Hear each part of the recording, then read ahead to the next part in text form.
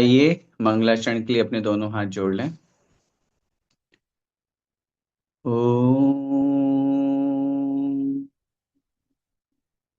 नमः सिद्धेभ्यः। ओम नमः सिद्धेभ्यः। ओम नमः सिद्धेभ्यः। नमो अरिहन्ताणम्। नमो सिद्धाणम्।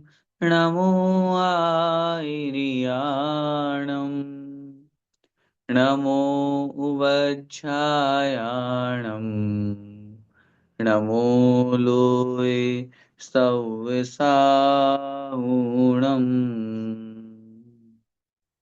तीन भुवन में सार वीतराग विज्ञानता।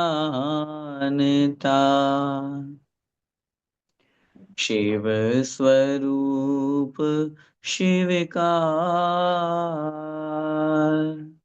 नमः त्रियोग संहारिके। पंच परमेष्ठी भगवान की जय। द्वादशांग में जिनवाणी माता की जय। चारित्र चक्रवर्ती 180 शांति सागर जी महामुनिराज की जय। संत शिरोमणि आचार्य भगवंत 108 श्री विद्यासागर जी महामुनिराज की जय। परम पूज्य अभिनवाचार्य श्री समय सागर जी महाराज की जय। परम पूज्य गुरुदेव निर्यापक श्रमण मुनि पुंगव श्री सुधा सागर जी महाराज की जय।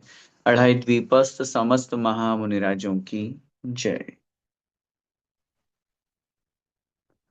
पंडित श्री दौलत राम जी द्वारा विरचित श्री छेडाला जी ग्रंथ का हम सभी स्वाध्याय कर रहे हैं और क्रमशः चलते चलते हम चौथी ढाल में पहुंच चुके हैं। चौथी ढाल में जहां पर विशेष रूप से सम्यक ज्ञान का वर्णन और उस सम्यक ज्ञान के वर्णन के साथ सम्यक ज्ञान की महिमा, सम्यक ज्ञान किसे कहते हैं, और उस सम्यक ज्ञान चूंकि जो सम्यक दर्शन के साथ साथ होता है, लेकिन कहीं ना कहीं किसी भी कार्य की उत्पत्ति में कारण या निमित्त अवश्य होता है, उसी प्रकार जो सम्यक ज्ञान हो रहा है उसमें मुख्य निमित्त बन रहा है सम्यक दर्शन।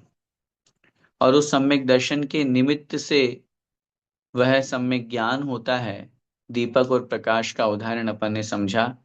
उसके बाद उस सम्यक ज्ञान की महिमा को, जो उसके प्रत्यक्ष और परोक्ष रूप से दो भेद हैं, पांचों प्रकार के ज्ञान की बात अपन ने वहां की। करोड़ों जन्मों में जो अज्ञानी व्यक्ति तपस्या करके कर्मों का नाश करता है, उतने कर्मों का नाश एक ज्ञानी व्यक्ति क्षण मात्र में ही आत्मज्ञान के प्रभाव से, सम्यक ज्ञान के प्रभाव से उन कर्मों का क्षय कर देता है। ये ज्ञान की महिमा अपन ने समझी थी। इसलिए पंडित दौलत राम जी हमें बहुत अच्छी तरह से समझाते हुए उपदेश दे रहे हैं कि ये मनुष्य पर्याय जो अपन को प्राप्त हुई है, ये बहुत दुर्लभ है। उस दुर्लभता के बारे में पहली ढाल से उस चिंतन को लेकर के आए कि कहाँ त्रस पर्याय की दुर्लभता चिंतामणि रत्न के समान, उसमें भी फिर पंचेंद्रिय बनना, मनुष्य बनना, जैन कुल मिलना, सुकुल सुनि वो जिनवाणी। जिनवाणी का सुनना बहुत दुर्लभ है। बहुत पुण्य होता है उन्हीं लोगों को जिनवाणी सुहाती है, उन्हीं लोगों को जिनवाणी सुनने का अवसर मिलता है। तो ये सब पुण्य का प्रभाव, और जो अपन ने समझा कि वास्तव में ये धन संपत्ति, रुपये पैसा, जमीन जायदाद, ये सब कुछ भी काम आने वाले नहीं हैं। जो कुछ भी काम आने वाला है वो है ज्ञान। इसलिए कोटि उपाय बनाए, करोड़ों उपाय बना करके भी भव्यता को उर आनो। हे भव्य जीव, उस सम्यक ज्ञान को अपने जीवन में धारण करने का भाव और प्रयास करना चाहिए। यहाँ तक अपना विषय हो गया था। आइए अब आगे बढ़ते हैं, जहाँ उस सम्यक ज्ञान की महिमा का वर्णन करते हुए सम्यक ज्ञानी व्यक्ति जो है वो किस प्रकार अपने परिणामों को बनाता है, पुण्य और पाप के फल में कैसे उसके परिणाम होते हैं। आइए देखते हैं। चौथी ढाल में छंद सातवां निकाल लीजिए।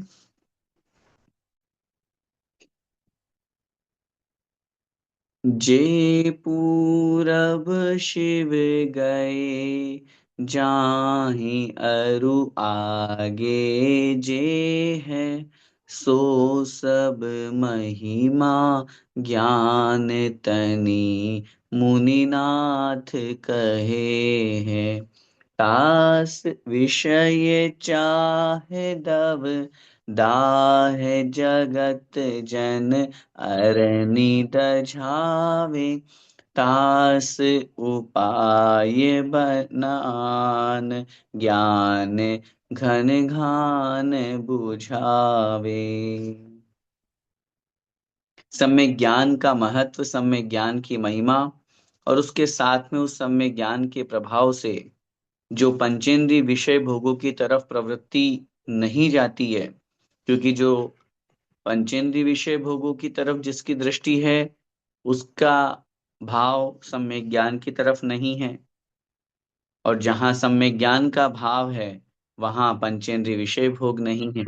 वही बात हो गई, वो जो अपन पंक्ति पढ़ते हैं कि जब मैं था तब हरि नहीं, जब हरि है मैं नाही, प्रेम गली अति सांकरी, जामे दोई न समाए। प्रेम की गली इतनी सकड़ी है, इतनी छोटी है कि उसमें या तो हरि माने भगवान और मैं माने अहंकार, दोनों में से एक ही आ पाएगा। यदि अहंकार है तो फिर भगवान बहुत दूर है, और यदि भगवान हमारे समीप है या हम भगवान के समीप हैं, हमारे हृदय में भगवान है, तो फिर अहंकार नहीं। वही बात यहाँ समझना है। यदि आत्मज्ञान है, सम्यक ज्ञान है, तो पंचेंद्रिय विषय भोगों की तरफ हमारी कोई प्रवृत्ति नहीं जाएगी, कोई इच्छा नहीं होगी।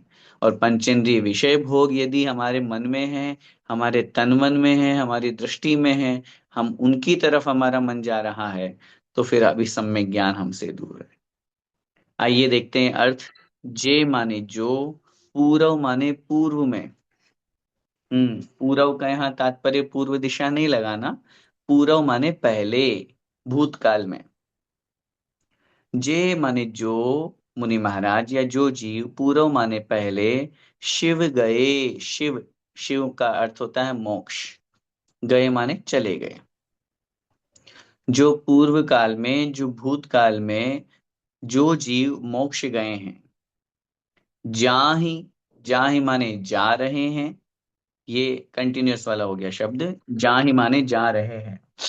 और अरु आगे जे है, अरु माने और, आगे माने आगे भविष्य में, जे हैं, जे हैं माने जाएंगे, जे हैं माने जाएंगे। ठीक है, क्या अर्थ हुआ पहली लाइन का? जे माने जो जीव, पूर्व माने पहले, भूतकाल में शिव गए अर्थात मोक्ष को प्राप्त हुए, जाहि अर्थात जो जीव वर्तमान में मोक्ष को प्राप्त हो रहे हैं, जा रहे हैं। अरु माने और, जो जीव आगे जे है आगे भविष्य में जाएंगे। कहने का अर्थ पहली लाइन का हुआ, जो भूतकाल में जितने भी जीवों ने मोक्ष परम पद को प्राप्त किया, वर्तमान में भले ही हमारे भरत क्षेत्र से अभी मोक्ष का द्वार बंद है, लेकिन विदेह क्षेत्र से खुला है, वहां से मोक्ष की प्राप्ति कर रहे हैं जीव, तो जा रहे हैं अर्थात जो जीव मोक्ष को प्राप्त हो रहे हैं। अरु माने और, जो आगे जे हैं अर्थात आगे भविष्य में जाएंगे, सो सब महिमा ज्ञान तनी। सो सब, सो माने वह, सब माने पूरी की पूरी, वो सारी की सारी जो महिमा है, जो महत्व है, वो ज्ञान तनी अर्थात ज्ञान की ही है। ज्ञान से यहाँ तात्पर्य सम्यक ज्ञान। सो सब महिमा ज्ञान तनी, वो सारी की सारी महिमा, वो सारा का सारा महत्व, वो इम्पोर्टेंस किसका है? सम्यक ज्ञान का है। ऐसा किसने कहा है? मुनिनाथ कही है। मुनिनाथ अर्थात मुनिराज, मुनियों के भी स्वामी अर्थात आचार्यों ने कही है, अर्थात कहा है। क्योंकि अपन जब कोई भी बात बोलते हैं तो मैंने पहले बताया था ना, वक्ता अपने वचनों की प्रामाणिकता किस लिए लेकर के आ रहा है? मुनिनाथ, मुनियों की भी जो स्वामी है अर्थात आचार्य महाराज, अथवा दूसरे अर्थ में मुनिराज के भी जो भगवान है अर्थात जिनेन्द्र भगवान। नाथ माने स्वामी, नाथ माने भगवान, नाथ माने प्रभु। मुनिनाथ कही है। ये सारी की सारी जो महिमा महत्व है, ये किसका है? सम्यक ज्ञान का है। ऐसा किसने कहा है? ऐसा मुनिराज के स्वामी अर्थात आचार्य महाराज, गणधर देव, तीर्थंकर भगवान जिनेन्द्र देव ने कहा है। पंडित दौलत राम जी लिख तो खुद रहे हैं, और क्रेडिट किसको दे रहे हैं? तीर्थंकर भगवान को, जिनेन्द्र भगवान को, गणधर देव को, आचार्य भगवंत को। क्यों? क्योंकि वो अपने मन से कुछ नहीं लिख रहे, वो अपने मन से कुछ नहीं बता रहे, वो अपनी मर्जी से कुछ नहीं कर रहे। वो जो कुछ भी लिख रहे हैं वो सब पूर्वाचार्यों के द्वारा रचित ग्रंथों के आधार पर लिख रहे हैं। शब्द उनके हैं, भाषा उनकी है, लेकिन जो कुछ भी विषय है वो सब मूल ग्रंथों से लिया हुआ है। तो इन दो पंक्तियों के अर्थ क्या हुआ? भूतकाल में जितने भी सिद्ध हुए, मोक्ष गए, वर्तमान में जो भी मोक्ष को प्राप्त हो रहे हैं, और भविष्य में और जो भी मोक्ष को प्राप्त होवेंगे, उन सबके मोक्ष जाने में मुख्य रूप जो महत्व है, इम्पोर्टेंस है, वो सम्यक ज्ञान की है। ऐसा मुनिराजों के स्वामी जिनेन्द्र भगवान ने कहा है। इतना महत्वपूर्ण है सम्यक ज्ञान, इतनी इंपॉर्टेंस है सम्यक ज्ञान की। इसलिए सम्यक ज्ञान को ऐसे ही हल्के में नहीं लेना। सम्यक ज्ञान बहुत महत्वपूर्ण है, क्योंकि जब तक सम्यक ज्ञान नहीं होगा तब तक आत्मज्ञान नहीं होगा। बाहर से भले ही बोलते रहे हाँ मैं आत्मा हूं, मैं आत्मा हूं, ये सामान्य ज्ञान। सम्यक दर्शन के साथ सम्यक ज्ञान होता है। इसलिए सम्यक ज्ञान का बहुत महत्व है। अभी अपन कंटिन्यूस में पढ़ते ही आ रहे हैं। आगे लिख रहे हैं, विषय चाह दव दाह। विषय माने विषय इच्छा, चाह माने इच्छा, विषय की इच्छा, विषयों की इच्छा। विषय किसके? इंद्रियों के विषय। पंचेंद्रिय विषयों की इच्छा रूपी दव दाह। दव माने जंगल, दावानल बोलते हैं ना अपन, दाह माने अग्नि। दवदाह माने हो गया दावानल, दावाग्नि। पंचेंद्रिय विषय भोगों की इच्छा रूपी भयंकर जंगल की अग्नि में जगत जन, जगत माने संसार रूपी, जन माने यह जीव, अरणी, अरणी माने हो गया अरणी का शाब्दिक अर्थ होता है जंगल। अरण्य बोलते हैं ना अपन, अरण्य शब्द सुना होगा आपने। तो अरणी का तात्पर्य हो गया जंगल। तो जंगल, किसको जंगल नाम दिया? जगत जन अरनि दझावे। पहले एक अपने माइंड में रूपक अलंकार प्रस्तुत करें। यहाँ पंडित दौलत राम जी की इमेजिनेशन बना रहे हैं, पहले से समझ लीजिए, फिर भाव अर्थ अपन शब्दार्थ पे जाएंगे। जैसे एक जंगल में आग लगी है। अब उस जंगल में, भयंकर जंगल में आग लगी है, और उसमें जितने भी पेड़ पौधे हैं वो जल रहे हैं। अब उस भयंकर अग्नि में जलते हुए उन वृक्षों को, पेड़ पौधों को कौन बचा सकता है? तो उत्तर मिलेगा, जब बारिश हो जाए तुरंत। क्योंकि ये भयंकर आग है, आप कितने भी दमकल ले जाओ, कितने भी आप कोशिश कर लो, लेकिन वो भयंकर जंगल की आग है, छोटी मोटी थोड़ी ना है। तो उसको अगर अपने को शांत करना है तो क्या होगा? घन घान, घन घान माने बादलों का समूह। भयंकर बारिश हो तो बारिश से वो अग्नि शांत हो जाएगी। अब ये तो हो गया रूपक। अब इसमें देखना, जंगल कौन है, अग्नि क्या है, और बादल की बरसात क्या है। विषय चाह माने पंचेंद्रिय विषय भोगों की चाह माने इच्छा रूपी दव दाह। दव माने जंगल की दाह माने अग्नि, भयंकर अग्नि। जगत जन अरनी, जगत जन माने संसारी प्राणी को, संसारी जीव को। अरण्य माने जीर्ण शीर्ण पहाड़ रूपी संसारी जीव को। दझावे माने जला रही है। अपन है ना दाजना बोलते हैं अपन अपनी मारवाड़ी में। तो वो दाजना माने दझा, दझावे माने जला रही है। वो जंगल की अग्नि जो है, जैसे जंगल की अग्नि उन जीर्ण शीर्ण पेड़ पौधों को, वृक्षों को, पहाड़ों को, जंगल को पूरे को जला डालती है, वह भयंकर आग। उसी प्रकार जगत जन संसारी जीव को यह अग्नि जला रही है। कौन सी अग्नि? पंचेंद्रिय विषय भोगों की अग्नि। आगे लिख रहे हैं, तास उपाय न आन। तास माने उस भयंकर जलती हुई अग्नि को बुझाने का कोई उपाय, न माने नहीं है, आन माने अन्य। उस भयंकर अग्नि को बुझाने का, शांत करने का कोई और दूसरा उपाय, दूसरा कोई प्रयास, दूसरा कोई निमित्त नहीं है। क्या है निमित्त बुझाने का फिर?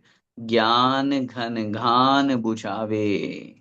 ज्ञान रूपी, सम्यक ज्ञान रूपी, घन माने मेघों का, घान माने समूह। घन, घन का अर्थ होता है मेघ, और घान का मतलब होता है समूह, मेघों का समूह। हाँ, अब एक मेघ से काम नहीं चलेगा, एक बादल से काम नहीं चलेगा, बारिश तेज करनी पड़ेगी, क्योंकि अग्नि बहुत तेज है। अग्नि भयंकर है, पूरे जंगल को भस्म करने वाली है, पूरी पहाड़ी को उसने नष्ट कर दिया। अब ऐसे में उस अग्नि को शांत करने के लिए बादलों का समूह जो जल से भरा हुआ है, उसकी आवश्यकता है। वही बुझावे, वही बुझा सकता है, वही शांत कर सकता है। अब इसमें लेकर के आइए पंचेंद्रिय, ये अग्नि क्या हो गई? पंचेंद्रिय विषय भोग। संसार रूपी जो जंगल है वो क्या हो गया? यह संसारी जीव जो जल रहा है पंचेंद्रिय विषय भोग में, निरंतर उसमें लगा हुआ है। अब उसको बुझाने का उपाय है सम्यक ज्ञान। अब तीन चीजें हैं, तीन चीजें इधर हैं, फिर से रिपीट कर रहा हूं। भयंकर अग्नि, जंगल में लगी है आग, पहाड़ी को, पेड़ पौधों को जला रही है। वाक्य लिखिए, वाक्य समझिए। भयंकर अग्नि पेड़ पौधों को, भयंकर अग्नि पेड़ पौधों को, जंगल को जला रही है। दूसरी तरफ वाक्य पे आइए। पंचेंद्रिय विषय भोग संसारी प्राणी को लिप्त कर रहे हैं, भटका रहे हैं। उस, अब वापस, उस अग्नि को शांत करने के लिए बादलों का समूह ही एकमात्र उपाय है और कोई नहीं है। उसी प्रकार उस पंचेंद्रिय विषय भोगु रूपी अग्नि को, अग्नि से दूर होने के लिए, उस संसारी प्राणी को उससे बचाने के लिए, उस भयंकर आग रूपी पंचेंद्रिय विषय भोगों से बचाने के लिए एकमात्र सम्यक ज्ञान ही उसके लिए उपाय है। ज्ञान, ओनली ज्ञान, केवल ज्ञान ही उसको एकमात्र है जो बचा सकता है। अब आप सोचिए, अब वही वापस रिपीट करूंगा, भावार्थ में लेकर के जाइए। भयंकर आग लगी है, उसको हम सोचें कि हम थोड़े से पानी से वो बच जाएगी या जला, उसको बुझा देंगे, नहीं।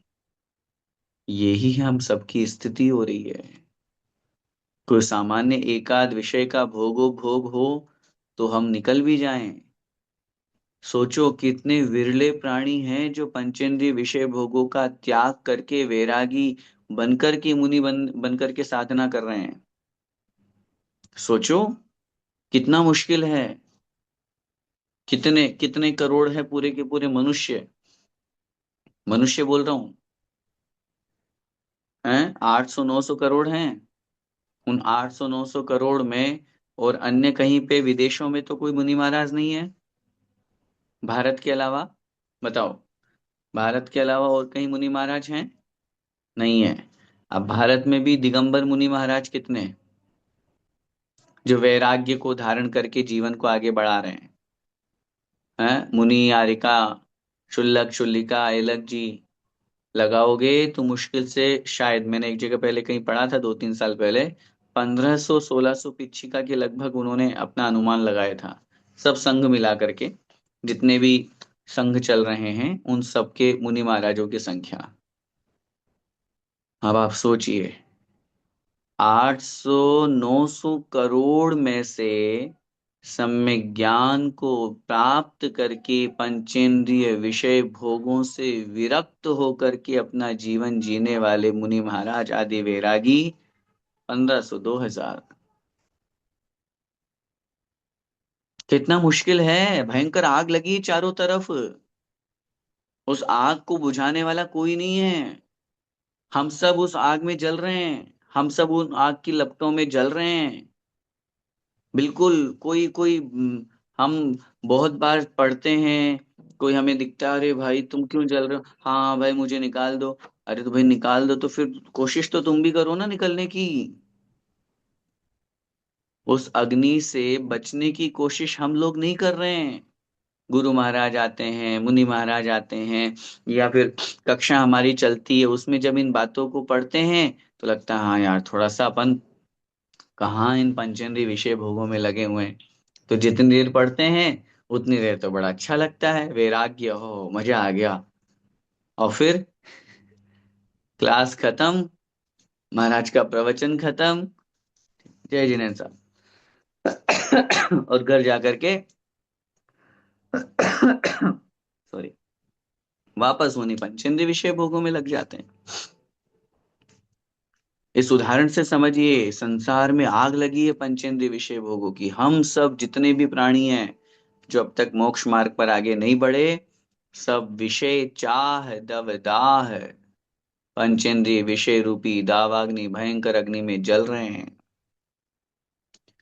इसलिए पंडित जी यहाँ लिख रहे हैं, तास उपाय न आन, अन्य और कोई उपाय नहीं उससे बचने का, उससे दूर होने का, उस अग्नि को शांत करने का, उन पंचेंद्रिय विषय भोगों से दूर होने का और कोई उपाय नहीं है। एकमात्र ज्ञान घन घान बुझावे, ज्ञान रूपी जो बादलों का समूह है, ज्ञान ही एकमात्र उपाय है जो उन पंचेंद्रिय विषय भोगों से अपने आप को बचा सकता है। अब आप समझ लीजिए कि यदि हमें पंचेंद्रिय, अब पंचेंद्रिय विषय भोगों को आप खुद अपने अपने में लगाइए, स्पर्शन रसना घ्राण चक्षु और कर्ण, पांचों इंद्रिय। स्पर्शन इंद्रिय के हम कितने लोलुपी हैं, जहां हमारे हमें सर्दी गर्मी सारी चीजें बहुत अच्छी तरह से, सर्दी हो तो हमको हीटर चाहिए, गर्मी हो तो एसी चाहिए, बढ़िया बिल्कुल कोमल कोमल गद्दा चाहिए है पत्थर पे या पाटे पर। अब देखो, बात आई है तो थोड़ा सा, क्योंकि अब धीरे धीरे आगे बढ़ना है। सम्यक ज्ञान के बाद अब एक देश सम्यक चारित्र का वर्णन होगा, फिर आगे पूरे चारित्र का वर्णन होगा। कभी ऐसा अभ्यास करो अपने जीवन में, जितने भी लोग पढ़ रहे हैं सुन रहे हैं सबसे निवेदन है, कभी ऐसा अभ्यास कर सकते हैं हम कि पूरे ऑल टाइम तो नहीं, कम से कम अष्टमी चतुर्दशी को हम अपने बिस्तर का त्याग करके चटाई पे सोने का अभ्यास करें। हो सकता है। चटाई पे। हाँ, चटाई आपकी लकड़ी वाली भी हो सकती है, आपकी प्लास्टिक वाली भी हो सकती है। आजकल तो बहुत अच्छी अच्छी भी चटाई आने लगी है। हाँ, क्योंकि मुझे पता है चटाई के नाम पर वो चटाई रूपी गद्दा भी होता है, फिर नीचे चटाई होती है, ऊपर बढ़िया फोम लगा हुआ होता है। लेकिन चटाई मतलब चटाई, यहाँ पे जो रिलीफ या जो रिलैक्सेशन, या जो आप और हम एक स्पर्शन इंद्रिय की लोलुपता में, कि शरीर को कोई चुभन ना हो, वैसा हम जो यूज करते हैं बेडरूम या बेड्स, तो वो ना हो करके हम थोड़ा सा प्रयास करें कि नहीं, आज मैं स्पर्शन इंद्रिय को जीतता हूँ। मैं अपने स्पर्शन इंद्रिय को बोलता हूँ, नहीं आज तुझे डल्लब का गद्दा नहीं मिलेगा, आज तुझे बस ये पाटा चौकी मिलेगी। हम पाटा चौकी तो नहीं कह रहे हैं, वो तो मुनि महाराज करते हैं उपयोग, लेकिन कम से कम हम चटाई पे सोने का अभ्यास तो करें। और अष्टमी चतुर्दशी अभ्यास करेंगे तो कम से कम हमारी स्पर्शन इंद्रिय कुछ कंट्रोल में होगी, कुछ कंट्रोल में आएगी। ये तो एक एग्जाम्पल है केवल। आप लगा लीजिए किसी में, आप सर्दी है, गर्मी है, जो स्पर्श इंद्रिय के 8 विषय हैं, हल्का भारी रूखा चिकना कड़ा नरम ठंडा गरम, मुख्य रूप से अपन अपने जीवन में ऐसे तो सारे ही हैं। कभी सर्दी का समय हो और आपको लगे कि यार गरम गरम भोजन की इच्छा हो रही है और किसी कारण से लेट हो गए, और ठंडा भोजन, हाँ ठीक है, श्रीमती जी कह रही मैं गरम करके ले आती हूँ, नहीं नहीं कोई बात नहीं, सिंपल ही दे दो। हम्म। ठंडा भोजन भी हम कर सकते हैं। रसना इंद्रिय में अपने आप की लोलुपता को छोड़ने की कोशिश कीजिए, क्योंकि खान पान आज हमारा इतना ज्यादा बिगड़ चुका है, इतना ज्यादा बिगड़ चुका है, और उस बिगड़ने के साथ साथ हम जितने इतने सारे एग्जाम्पल सामने देख रहे हैं, उन एग्जाम्पल्स को देखते हुए तो लगता है कि हमें बाहर का खाना खाना ही नहीं चाहिए, फूड यूज ही नहीं करना चाहिए। फिर भी रसना इंद्रिय की लोलुपता, सब में लगाए ऐसे, घ्राण इंद्रिय की लोलुपता, चक्षु इंद्रिय की लोलुपता, कर्ण इंद्रिय, हम इन पांचों इंद्रियों के विषयों में फंसे हुए हैं। कर्ण इंद्रिय में बस अपने कानों में तो बस मधुर आवाज, अपनी आत्म प्रशंसा, बस यही आनी चाहिए। मेरा यश, मेरी कीर्ति, मेरी प्रसिद्धि, यही सब मेरे कानों में आवाज आए। हम्म। अगर थोड़ा सा भी किसी ने मेरी निंदा कर दी, मेरे बारे में कुछ बोल दिया, तुरंत मेरे अंदर द्वेष भाव जागृत हो जाता है, तुरंत मैं प्रतिकूल हो जाता हूँ, तुरंत मेरे मन में गलत परिणाम, गलत भाव आ जाता है। ये जो आ रहा है, ये जो परिणाम मन में आया है, ये कहीं ना कहीं हम पंचेंद्रिय विषय भोगों से आसक्त हैं। इन पंचेंद्रिय विषय भोगों से विरक्त होने का एकमात्र उपाय सम्यक ज्ञान। तो आप देख लीजिए, जैसे अपन बात करते हैं ना, भरत चक्रवर्ती घर में रह के वैरागी, तो सम्यक ज्ञान जहां होता है उसके जीवन में वैराग्य होता है।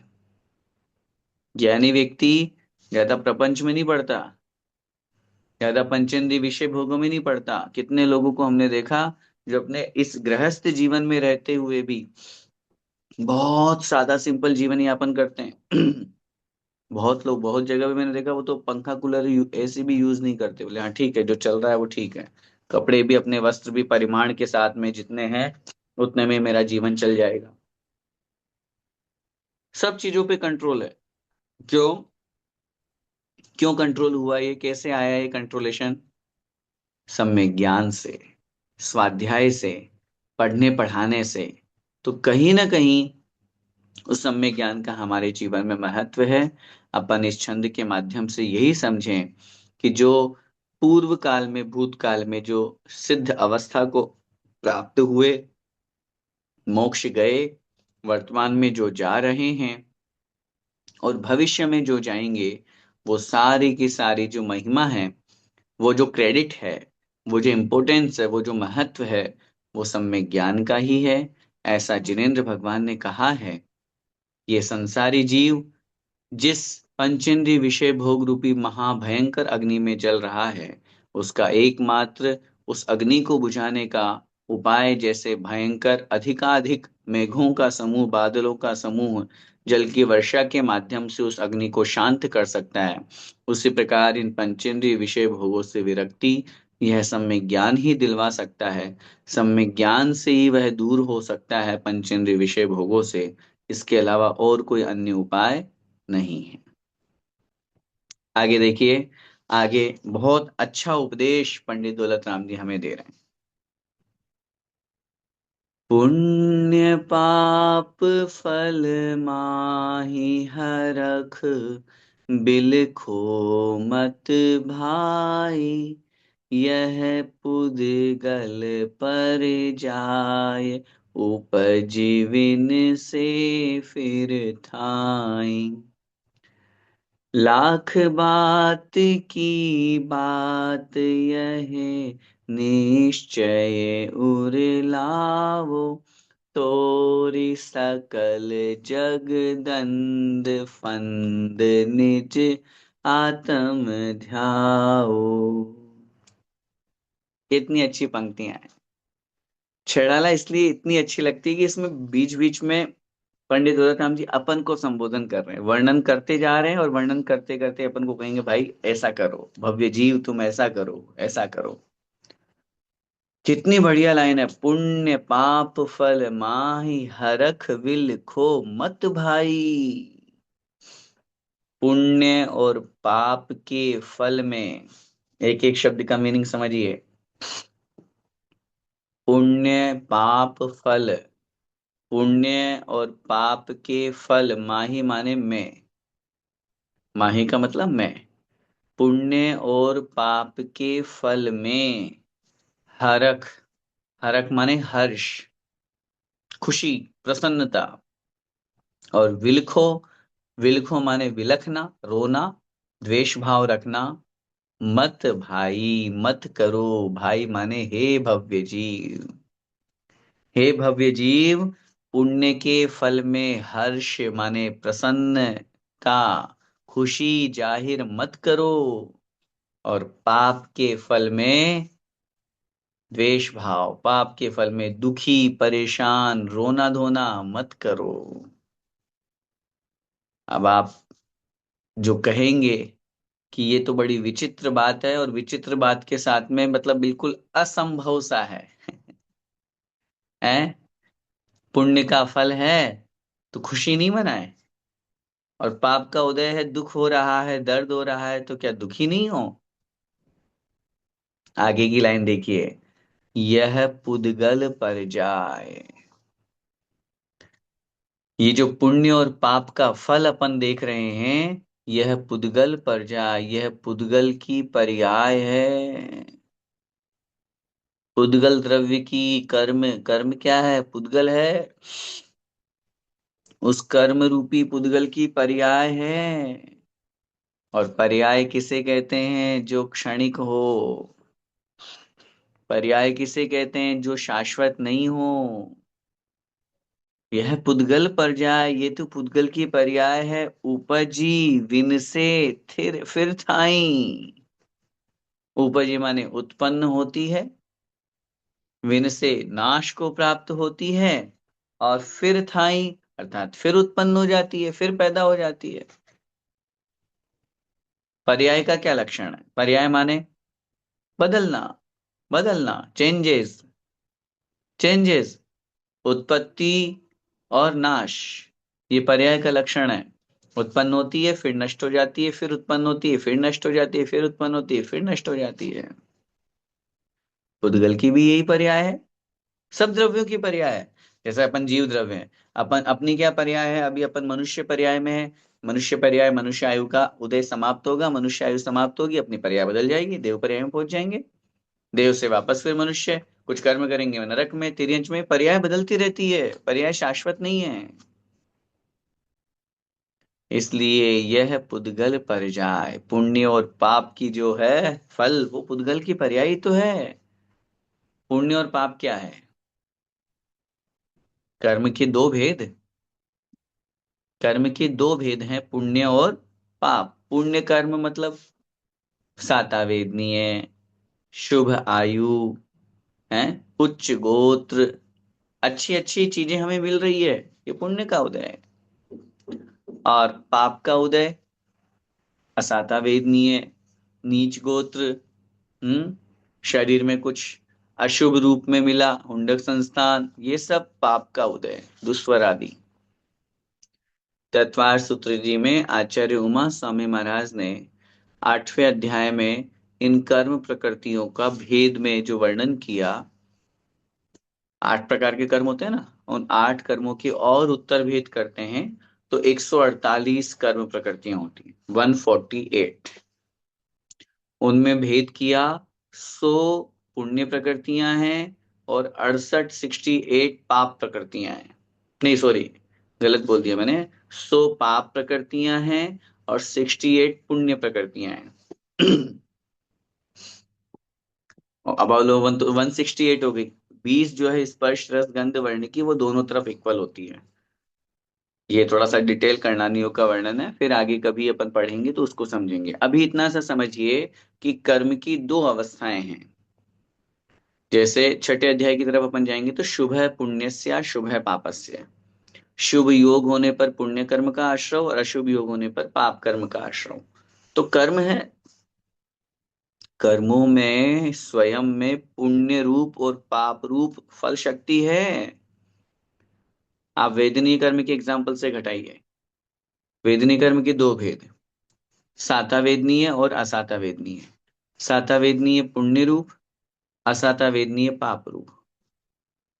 किसी जीव के साता वेदनी का उदय है, सुख शांति समृद्धि से बड़ा अच्छा जीवन अपना यापन कर रहा है, जो चाहिए उसको वो सब मिल रहा है, साता वेदनी का उदय, पुण्य का उदय। और किसी को दुख दर्द है, बीमारी हो गई है, खूब डॉक्टर को दिखा रहा है, फिर भी दर्द जा नहीं रहा है, बीमारी जा नहीं रही है, दुखी है, परेशान है, नुकसान लग गया, परिवार में अशांति है, ये सब पाप कर्म का उदय है। अब पंडित जी यहाँ पर कह रहे हैं दौलत राम जी कि ये तो पुद्गल की पर्याय हैं, ये पुद्गल की पर्याय हैं, एक साथ हमेशा एक एक जैसी रहने वाली नहीं है। पुण्य का उदय आया है और हम बड़ी खुशी मना रहे हैं, बहुत प्रसन्न हो रहे हैं, और उसी समय किसी ने हमको कोई दुखद घटना बोल दी, परिवार की कोई बात ऐसी बता दी, तुरंत हम दुखी हो जाएंगे, पाप का उदय आ गया। अब कहाँ गई वो प्रसन्नता, कहाँ गई वो खुशी। और दुखी हो रहे हैं, परेशान हो रहे हैं, और अचानक से किसी ने कहा अरे तुम्हारे साथ तुम्हें इतने का फायदा हो गया, खुशी हो जाएगी। अब कहाँ गया दुख। ये स्थिर नहीं है। हम पुण्य के फल में बड़े खूब खूब, अरे साहब पुण्य का उदय है, खूब आलीशान बंगला, रुपया पैसा जमीन जायदाद। अब क्या करेंगे, अरे पुण्य के फल में खूब मजे करेंगे, ऐशो आराम करेंगे, पिएंगे खाएंगे, प्रसन्न हो रहे हैं ना। कब वो पुण्य का घड़ा खत्म हो जाए, फूट जाए, और पाप का उदय आएगा तो फिर दर दर की ठोकरें खाएंगे। यहाँ ध्यान से सुनना, यहाँ पंडित जी साहब और हमारे आचार्य भगवंत कहते हैं पुण्य करो, लेकिन पुण्य के फल की इच्छा मत करो। रिपीट कर रहा हूं लाइन को, पुण्य करो, पुण्य कार्य करो, पुण्य की क्रियाएं करो, लेकिन पुण्य के फल की इच्छा मत करो भगवान से। क्योंकि जो कुछ अब जैसा पुण्य का फल मतलब खूब पैसा मिलना, खूब जमीन जायदाद, खूब ऐशो आराम, ये सब पुण्य का फल ही तो है, लेकिन उसमें रचना पचना नहीं, उसके फल की इच्छा नहीं करना, मुझे ये मिले मुझे ये मिले। पुण्य फलारिहंता, भगवान मुझे तो पुण्य के फल के रूप में अरिहंत पद दे दीजिए। संसार के जो रुपए पैसे जमीन जायदाद जो संपत्ति सांसारिक सुख है, ये पुण्य का ही उदय है, लेकिन इसमें हर्ष नहीं करना। पंडित जी यहाँ पर बहुत बड़ी बात कह रहे हैं, क्योंकि ऐसा संसार में देखा जाता है, हम लोग सब उसी में लगे हुए हैं। जब हमें विक्ट्री मिलती है, जब हमें कोई बड़ा टेंडर मिलता है, जब हमें कोई बहुत पैसा मिलता है, जो कुछ चाहते हैं वो मिलता है, तो हम बहुत खुश होते हैं। अब उस बहुत अधिक प्रसन्नता में कितने कर्म बंधेंगे, और कभी पाप कर्म का उदय आए तो कितना दुखी होंगे, तो कैसे कर्म बंधेंगे, असाता वेदनी आदि। ये तो सब व्यवस्था है ही, लेकिन सबसे बड़ी बात यहाँ पर समझाने वाली है, वो पुण्य का उदय शाश्वत नहीं है, वो पाप का उदय शाश्वत नहीं है। वो लाइन अपन पढ़ते हैं ना, सुख दुख दोनों जिसमें रहते, सुख दुख दोनों जिसमें रहते, जीवन उसका नाम, कभी धूप तो कभी छाँव, दोनों। अब आप खुद बताइए, चले सुख ही सुख हो जीवन में, अगर किसी के जीवन में सुख ही सुख, दुख नाम की चीज ही नहीं है, जीवन जी लेगा वो? है जीवन जी पाएगा? पक्का सोच लो। हाँ तो कर रहे हो। दुख 1% भी नहीं होगा। उत्तर मिलेगा, बिना दुख के सुख की अनुभूति भी नहीं होती। भोजन में सिर्फ मीठा ही मीठा, मीठा ही मीठा परोसा जाएगा। नमकीन नाम की कोई चीज नहीं होगी। कितना मीठा खाओगे? हम्म। कितना? एक दिन खा लोगे? हाँ नहीं भैया जी, हमारे तो ना, जब रविवार को व्रत आता है तो हम तो वार के हिसाब से व्रत करते हैं। अब कल रविवार है, कल अष्टमी है, तो हम ना फिर नमक का त्याग कर देंगे, लेकिन बहुत सारा मीठा खाएंगे। करते हैं बहुत से लोग ऐसा। अब मीठा खाएंगे, खा लो, मना ही नहीं है। ठीक है। कितना खाओगे भाई? साथ में कुछ नमकीन तो चाहिए। आज नहीं तो कल, चलो एक दिन खा लीजिए। अब रोज ही कहें आपको नहीं नहीं रोज ही मीठा मिलेगा, नहीं हो पाएगा। दुख के आए बिना सुख की अनुभूति नहीं होती। वो भजन आता है, दुख में घबराओ नाही मेरे साथी, ये जीवन में मानव के श्रृंगार हैं। ये जीवन में मानव के श्रृंगार हैं। श्रृंगार है, बिना, मैं कह रहा हूं ना, बिना रात के दिन का उजाले का मजा ही नहीं है। अगर 24 घंटे दिन ही दिन रहे, उजाला ही उजाला रहे, सूर्य का प्रकाश ही रहे, तो हम और आप पागल हो जाएंगे। संसार नहीं चल पाएगा। हर विपरीत चीज संसार की व्यवस्था को बनाने के लिए बनाई गई है। दिन है तो रात भी है, रात है तो दिन भी है। प्रकाश है तो अंधकार भी है, अंधकार है तो प्रकाश भी है। सुख है तो दुख भी है, दुख है तो सुख भी है। पाप है तो पुण्य भी है, और पुण्य है तो पाप भी है। दुनिया का ऐसा एक भी मुझे व्यक्ति बता दीजिए संसार का, जिसके कभी पाप का उदय नहीं आया हो, जिसके हमेशा पुण्य पुण्य का उदय रहा हो। हम्म। या जिसके हमेशा पाप ही पाप का उदय रहा हो, पुण्य का कभी उदय ही नहीं आया। ऐसा भी नहीं हो सकता। इस बात को बहुत अच्छी तरह से समझिए। पर्याय की अपेक्षा, पुण्य का फल, पुण्य रूप फल का उदय आना और पाप रूप फल का उदय आना, ये एक पर्याय है। और पर्याय उपजी, विनसे, फिर थाई। उत्पत्ति होती है पर्याय की, नष्ट हो जाती है, फिर उत्पन्न हो जाती है। दूसरे पार्ट में यहाँ पर उपजी विनसे थिर नाही, ऐसा भी कहीं कहीं पे लिखा हुआ मिलता है। थिर नाही माने स्थिर नहीं है। स्थिर माने शाश्वत। शाश्वत नहीं है पर्याय, बदलती रहती है, कभी पुण्य का उदय, कभी पाप का उदय। सब चीजें हमारे अनुकूल नहीं होती। सब हमारे अनुकूल होने लग जाए तो फिर तो आनंद ही आनंद है, फिर तो यही यही मोक्ष है। फिर तो यही सुख है, शाश्वत सुख। फिर मोक्ष जाने की क्या कोशिश करना, क्यों तपस्या करना, क्यों मुनि बनना? नहीं, ऐसा नहीं होता। संसार में ये सुख होता, जो संसार विषय सुख होता, तीर्थंकर क्यों त्यागे। काहे को शिव साधन करते, संयम सो अनुरागे। यदि संसार में सुख होता तो क्यों तीर्थंकर चक्रवर्ती के वैभव को सबको छोड़ के और मोक्ष मार्ग पर लगते। एक उदाहरण आता है ना। एक सेठ जी थे, तो बेटे ने फोन किया, पिताजी वो अपना जो वाला बंगला था ना, जो अपन बहुत दिनों से बेचने की कोशिश कर रहे थे, वो बढ़िया दाम में बिक गया। तो बड़े खुश हुए सेठ जी, मिठाई बांट रहे थे। बोले मिठाई क्यों बांट रहे हो भाई? बोले कि बंगला बिक गया, पैसे की जरूरत थी और सब अच्छा भाव में निकल गया, फायदा हो गया। अचानक से बंगले में आग लग गई, तो भी सेठ जी मिठाई बांट रहे हैं। तो बोले भाई बंगले में आग लग गई तुम्हारे? बोले अब मेरा है ही नहीं, बेटे का फोन आया था, सुबह बता रहा था कि बंगला बिक गया, तो मेरा बंगला है ही नहीं, तो मैं क्यों चिंता करूं? और आग लगते लगते ही तुरंत 5 मिनट बाद फोन आया बेटे का, अरे पापा वो मैं आपको बताना भूल गया, ऑफिस के काम में बिजी हो गया था, 10 मिनट बाद ही उनका फोन आ गया था सुबह ही कि वो सौदा कैंसिल हो गया है, अपने मकान में आग लग गई है। मिठाई का डिब्बा फेंका और आग बुझाने लग गए, रोने लग गए सेठ जी। बताओ, ये स्थिति है हम सब की। कब पुण्य का उदय आ जाए और कब पुण्य पुण्य समाप्त होकर के पाप का उदय बन जाए, पता नहीं है। अभी बहुत अच्छा जीवन हो, शानदार, चलो फैमिली ट्रिप चलते हैं, कहीं पे घूमने चलते हैं, बढ़िया खुशी खुशी आनंद से, बढ़िया पुण्य, एक्सीडेंट हो गया तो। इसलिए पुण्य का उदय शाश्वत नहीं है।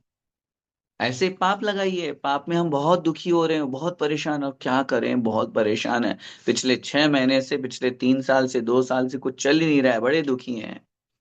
अचानक से कोई ऐसा पुण्य का उदय आया कि सब अच्छा हो गया, सब अच्छा हो गया, और सब और ज्यादा अच्छा हो गया पहले से। तो ये चीजें जो हैं, कहने का तात्पर्य शाश्वत नहीं है। इसलिए आगे लिख रहे हैं, लाख बात की बात यह है, लाखों बातों की यह एक बात, अपन अपनी भाषा में नहीं बोल रहे, चल ठीक है, अब लाख बात की एक बात, निश्चय उर आनो।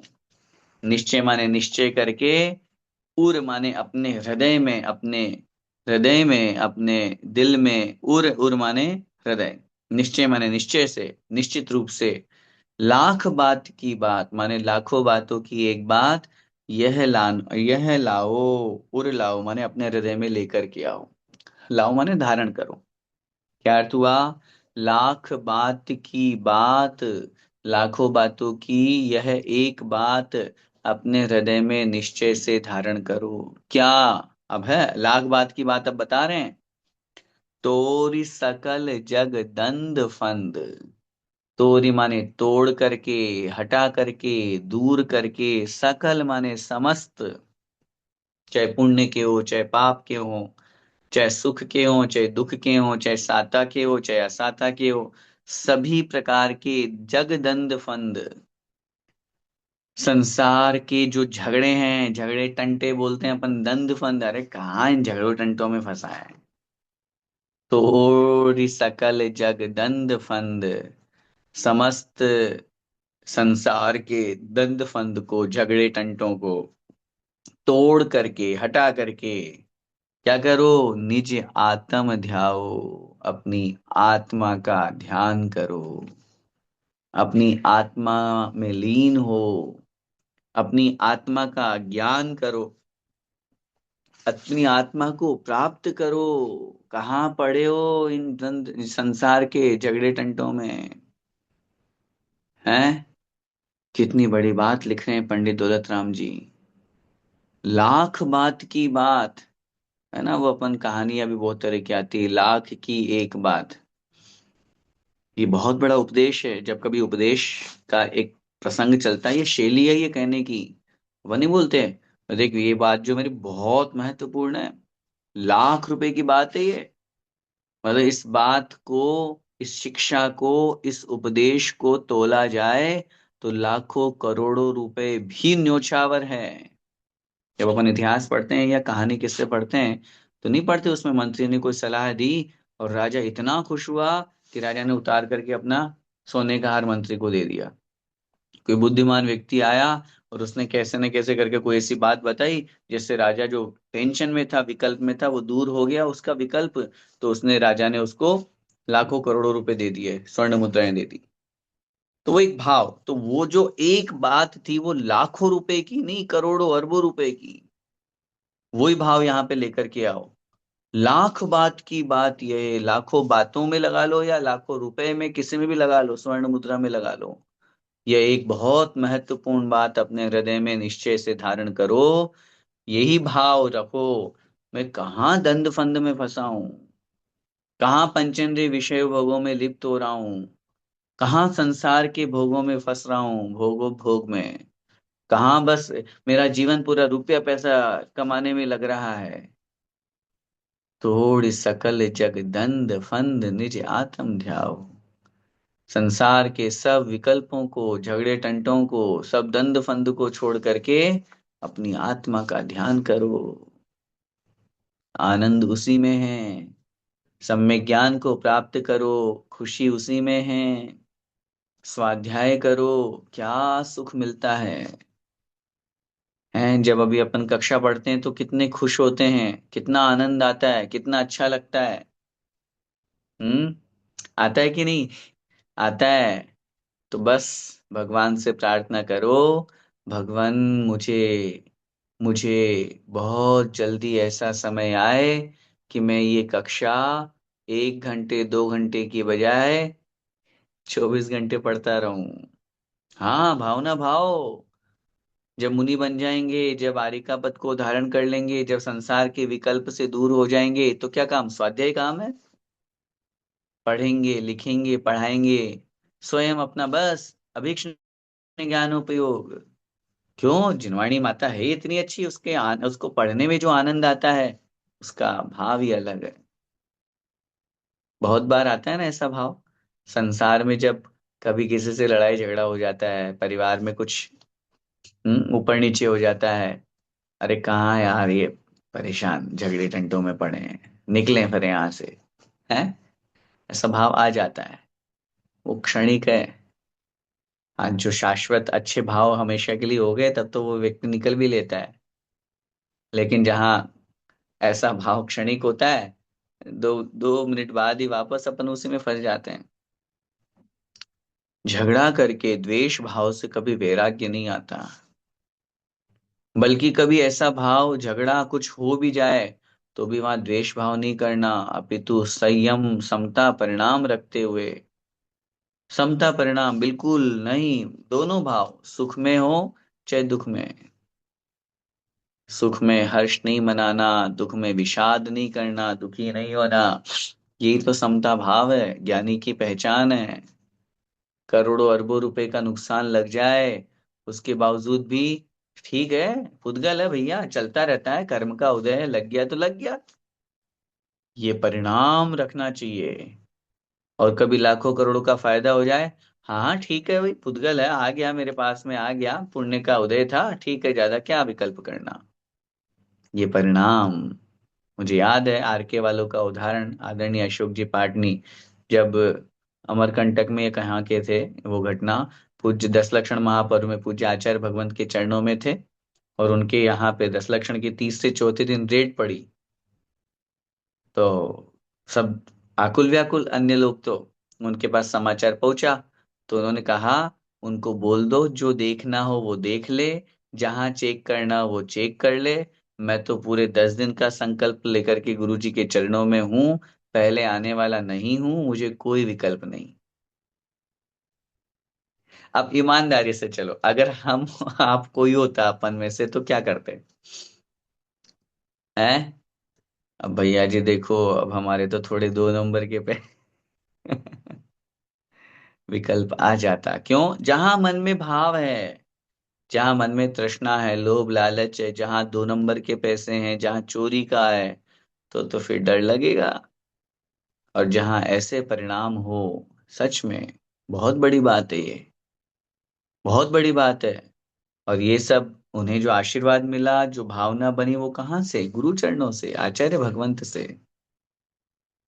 समय हो रहा है, इसलिए अपन इस बात को बहुत अच्छी तरह से समझें। इस छंद में जो कहा गया है, वास्तव में ये छंद अपने जीवन में बिल्कुल हृदय में धारण करने वाला है। पुण्य और पाप के फल में हर्ष विषाद नहीं करना। अपन करते हैं, मैं भी मानता हूं, मैं भी आपके जैसे ही हूँ, गृहस्थी में हूँ, करते हैं अपन लोग। लेकिन थोड़ा सा संयम, थोड़ा सा समता भाव रखने का प्रयास करें, अभ्यास करें, तो अपन काफी कोशिश करेंगे, तो कहीं ना कहीं उन परिणामों का असर हमारे जीवन में आएगा। आज की कक्षा में अपन ने जो 2 छंद पढ़े हैं, सम्यक ज्ञान की महिमा मोक्ष जाने वाले सब जीवों में दिखाई देती है, क्योंकि जितने भी जीव मोक्ष गए हैं, जा रहे हैं और आगे जाएंगे, वो सब सम्यक ज्ञान के प्रभाव से ही जाएंगे। इसलिए अपन को उस सम्यक ज्ञान को प्राप्त करना है, क्योंकि सम्यक ज्ञान ही हमें पंचेंद्रिय विषय भोगों से बचाएगा। वही सम्यक ज्ञान हमें आत्मा की तरफ पहुंचाएगा, और उसी सम्यक ज्ञान के माध्यम से हम पुण्य और पाप दोनों के फल में समता भाव रख पाएंगे। समता भाव रखेंगे तो निश्चित रूप से हमारे जीवन में आत्मा का ज्ञान होगा, आत्मा का दर्शन होगा, आत्मा का अनुभव होगा, और हम संसार के सब विकल्प जालों से मुक्त होकर के अपने आत्म तत्व को प्राप्त करेंगे। हम सब हम सब मिलकर संसार के सभी झगड़े टंटों से दूर रहें। और मैं तो ये भी कहूंगा, ज्यादा विकल्प किसी चीज में नहीं करें। कोई किसी से हमारी बहस, कोई कहासुनी कुछ हो गई है, ठीक है भैया, तुम मान लो, तुम्हारी बात मान लो, मैं गलत हूँ, ठीक है, हो गया ना। तुम्हारे कहने से मैं गलत तो नहीं हूं, लेकिन अपने आप में उस झगड़े से दूर होने के लिए, ठीक है, झगड़ा समाप्त करने के लिए अगर हमने कह दिया हाँ ठीक है भाई, जो भी है ठीक है, कोई बात नहीं, हटाओ, तो वो लेट इट गो वाली जो सिचुएशन है, स्किप करने वाली जो सिचुएशन है, अपने अंदर समता भाव रखने का प्रयास करें। ऐसा जीवन जीने से हम बहुत हल्का फील करेंगे।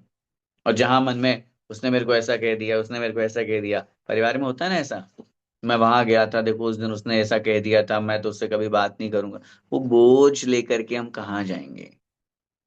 तो बहुत अच्छी तरह से समता भाव रखें, परिणामों में निर्मलता रखें, आत्म तत्व को प्राप्त करें। इसी मंगलमय भावना से बोले द्वादशांगमयी जिनवाणी माता की जय हो। संत शिरोमणि आचार्य भगवंत श्री विद्यासागर जी महामुनिराज की जय। परम पूज्य नवाचार्य समय सागर जी महाराज की जय। परम पूज्य गुरुदेव निर्यापक श्रमण मुनि पुंगव श्री सुधा सागर जी महाराज की जय। अढ़ाई द्वीपस्थ समस्त महामुनिराजों की जय।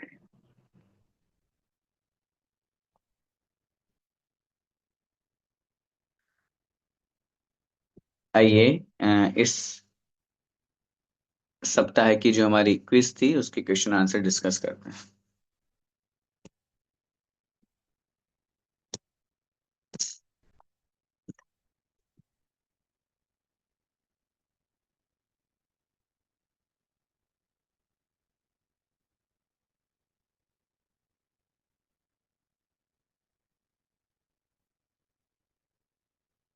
Quiz number 79। पहला प्रश्न, दो से चार इंद्रिय वाले जीवों को क्या कहते हैं? स्थावर, विकलत्रय, संघीय, त्रस। सही उत्तर है बी, विकलत्रय। दो, तीन, चार इंद्रिय जीवों को। दूसरा प्रश्न, छैडाला के अनुसार अजीव तत्व की भूल को बताने वाले छंद में आए हुए शब्द संक्षेप में क्या है? तन नशते आपको नाशमान, तिन ही को सेवत गिनत चैन, मैं सुखी दुखी में रंग राव, या मेरे धन ग्रह गोधन प्रभाव। अजीव तत्व की बात कर रहे हैं तो सही उत्तर होगा तन नशत आपको नाशमान। शरीर के नाश होने को अपनी आत्मा का नाश होना मानना। तीसरा प्रश्न, तीन भुवन में सारभूत क्या है? वीतराग विज्ञान, सुख दुख, सम्यक मिथ्या, या पुण्य पाप। सही उत्तर है वीतराग विज्ञान, अपन मंगलाचरण में रोज पढ़ते ही हैं। चौथा प्रश्न, त्रस पर्याय की दुर्लभता किसके समान कही गई है? स्वर्ण, पुष्प सुकोमल, चिंतामणि रत्न, या कनक। सही उत्तर है चिंतामणि रत्न। चिंतामणि रत्न के समान त्रस पर्याय की दुर्लभता कही गई है। पांचवा प्रश्न, तीसरे नरक की नारियों को आपस में लड़ाने का काम किस जाति के देव करते हैं? व्यंतरवासी, भवनवासी, कल्पवासी, या अम्बावरीश। सही उत्तर है डी, अम्बावरीश। अम्बावरीश जाति के जो देव होते हैं वो नारकियों को जाते हैं लड़ाते भिड़ाते हैं। छठा प्रश्न, मोक्ष क्या है? द्रव्य, गुण, पर्याय, या सभी। सही उत्तर है सी, पर्याय। हालांकि ये पर्याय शाश्वत है। अभी जो अपन ने चर्चा की क्लास में, पर्याय दो तरह की है। पर्याय जो होती है वो बदलती रहती है, लेकिन पर्याय भी दो तरह की होती है, नित्य और अनित्य। ये नित्य पर्याय रूप में है, जैसे सुमेरु पर्वत है, जैसे अकृत्रिम चैत्यालय है, उस अपेक्षा से समझना। सातवां प्रश्न, पैसा, व्यापार, प्रतिष्ठा, परिवार आदि संयोगों से अपने को छोटा या बड़ा मानना, यह कौन से तत्व संबंधी भूल है? जीव, अजीव, आश्रव, बंध, या सभी। सही उत्तर है बी, अजीव संबंधी। वह कौन सी नाव है जो स्व और पर को डुबोती है? उपल नाव, मिथ्या दुख, संयोग सुख, परिग्रह सुख। सही उत्तर है ए, उपल नाव, पत्थर की नाव जिसको अपन बोलते हैं। नौवां प्रश्न, जो ख्याति लाभ, पूजा आदि की चाह रखते हैं वे सच्चे गुरु हैं? हाँ या ना? सही उत्तर है ना, नहीं के अंतर्गत आएगा, क्योंकि ये सब मिथ्या गुरु का लक्षण है। अंतिम प्रश्न, जो आत्मा को और शरीर को एक मानते हैं उसे क्या कहते हैं? सम्यक मिथ्या, अंतरात्मा, बहिरात्मा, या परमात्मा। सही उत्तर है बहिरात्मा। अपन ने पहले पढ़ा भी था कि बहिरातम जो शरीर और आत्मा को एक मानता, तीसरी ढाल में आया था। तो इस तरह से ये 10 क्वेश्चन हमारे इस क्विज के थे, और बहुत अच्छी तरह से लोगों ने इसको अटेम्प्ट किया। मैं श्रवण संस्कृति जीसीसी दुबई परिवार की तरफ से उन सबको बहुत बहुत हार्दिक शुभकामनाएं और बधाई देना चाहता हूं, जिन्होंने इसमें पार्टिसिपेट किया और बहुत अच्छी तरह से इस क्विज को सफल बनाया। रिजल्ट जो है वो आप लोगों के सामने मंडे तक आप लोगों की स्क्रीन पर, मोबाइल पर आ जाएगा। मनीष जी, माया जी, कियानशा एंड सानव जी काला, जिन्होंने बहुत अच्छा इस बार का अ, वीडियो हमारे सामने प्रस्तुत किया था। बहुत अच्छा लगा। 25 दोषों का वर्णन उन्होंने बहुत अच्छी तरह से जल्दी जल्दी किया, क्योंकि जल्दी जल्दी उनको हटाना भी है। जितने जल्दी हम उन दोषों को हटाएंगे, उतनी जल्दी हमारे जीवन में सम्यक्त्व के 8 गुण प्रकट होंगे। और उन्होंने अपनी वीडियो में बहुत अच्छी तरह से सम्यक दर्शन के निशंकित आदि 8 अंगों को बताया।